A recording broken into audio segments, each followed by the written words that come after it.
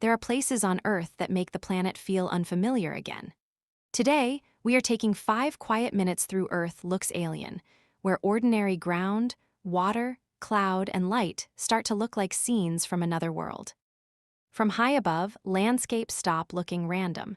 Rivers become silver threads. Forests turn into breathing patterns.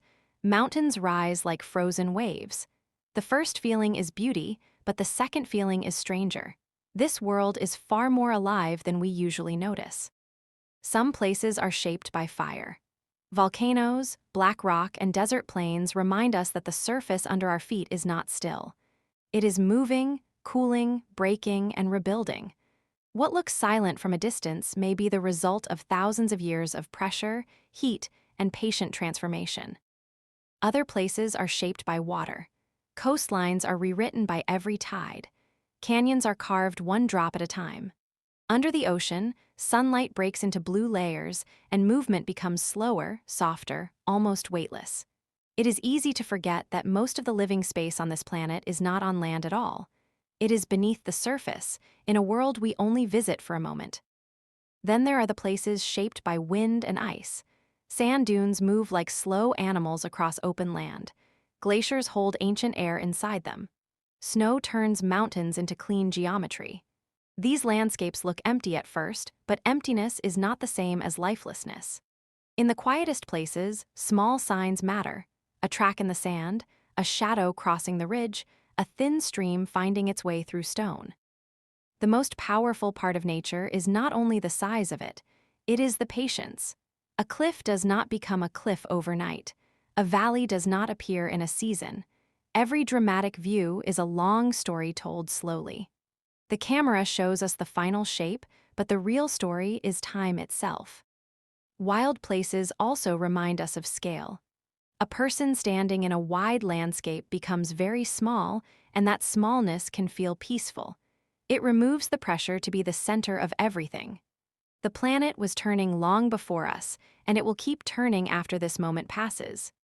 That is why cinematic nature feels different from normal scenery. It gives us enough distance to see patterns and enough closeness to feel texture. The glow on a field at sunrise, the movement of fog between trees, the color of water over stone, none of it needs to shout. It works because it is real. If there is one thing to carry from these places, it is attention. The world does not become beautiful only when we travel far away. Beauty is often a change in how long we are willing to look. A cloud can become a mountain. A field can become an ocean. A coastline can become a map of time. So for the next few moments, let the images move slowly. Notice the lines, the color, the silence, and the scale. This is not another planet. This is Earth, still mysterious, still changing, and still full of places that feel almost impossible.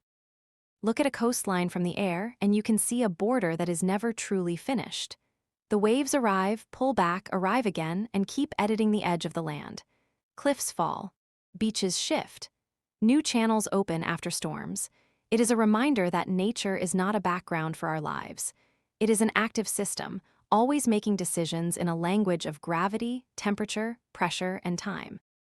Forests tell the story in a different way. From the ground, a forest can feel like a wall of green. From above, it becomes a living network. Rivers feed it. Clouds shade it. Animals move through it and carry seeds far beyond the tree that first made them. The beauty is not only in one tree, one bird, or one beam of light. The beauty is in the connection between them. Even the harsh places are full of intelligence. In deserts, life saves energy. In frozen regions, life waits. In high mountains, life stays close to the ground and holds on through wind that would flatten anything fragile. Survival here is not dramatic. It is precise. Every shape has a reason. Every color has a job. Every movement costs something. This is why slow cinematic views can feel so powerful. They give the mind time to understand what the eye is seeing. A fast image shows a location. A slow image reveals a place. You begin to notice the direction of the light, the way mist collects in low ground, the small line where water has been moving for centuries. And somewhere inside that attention, the planet becomes less familiar in the best possible way. It stops being a map or a destination, or a collection of pretty scenes. It becomes a living archive.